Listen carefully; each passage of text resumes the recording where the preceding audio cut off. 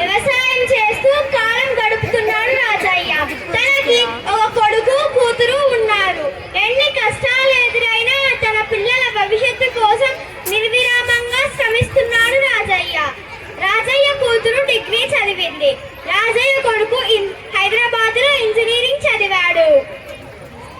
ఏరా హరి, నీ చదువు పూర్తయి ఊరికి వచ్చి 2 నెలలు గడుస్తున్నాయి. నీవు ఉద్యోగం మాట ఎత్తడం లేదు. నీవు ఉద్యోగం కోసం ప్రయత్నించడం లేదా?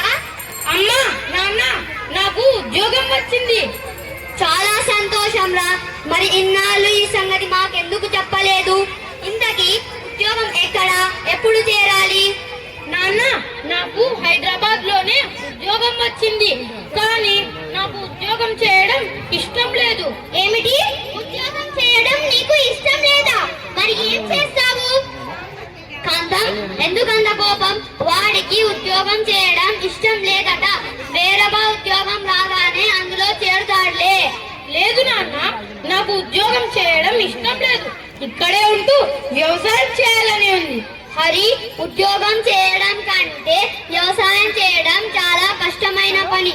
చూడు, నీతోటి వారందరూ హాయిగా ఉద్యోగం చేస్తూ బాగా సంపాదిస్తూ కాలం గడుపుతున్నారు. మా మాట విని ఉద్యోగం చేయరా?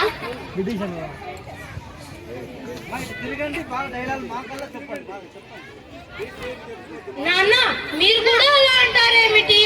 ఒకవేళ వ్యవసాయం చేయడం అంత కష్టమైన పని అంటే ఇన్నాళ్ళు మీరు ఎలా చేశారు?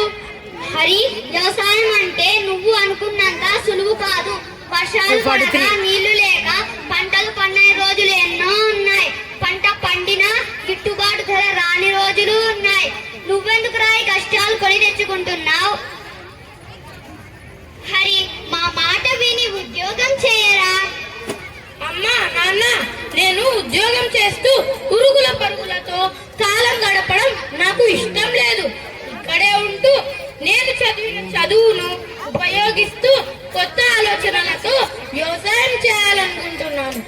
ఈనాడు రైతులు తమ బిడ్డలు ఉద్యోగం చేయాలనే కోరుకుంటున్నారు తప్ప వ్యవసాయం చేయాలని కోరుకోవడం లేదు. ఇంకా కొన్నాళ్ళు పోతే పండించే వాళ్ళు లేక తిండి దొరకడం కష్టమవుతుంది. ఇదంతా నేను ఊహించో లేక నన్ను నేను సమర్థించుకోవడానికో చెప్పడం లేదు. ఇది నిజం. అందుకే నేను వ్యవసాయం చేయాలనుకుంటున్నాను. దయచేసి నన్ను కాదనకండి. హరి, మా మాట విని పట్నం వెళ్ళి ఉద్యోగం చేయరా? కాంతం, చదువు చెప్పించే వరకే మన బాధ్యత. అంతేకాని వాళ్ళను శాసించకూడదు. వాళ్ళు ఎంచుకున్న దారి మంచిదైతే ప్రోత్సాహం అందించాలి. నాన్న, నాకు వ్యవసాయం ఎలా చేయాలో నేర్పించండి.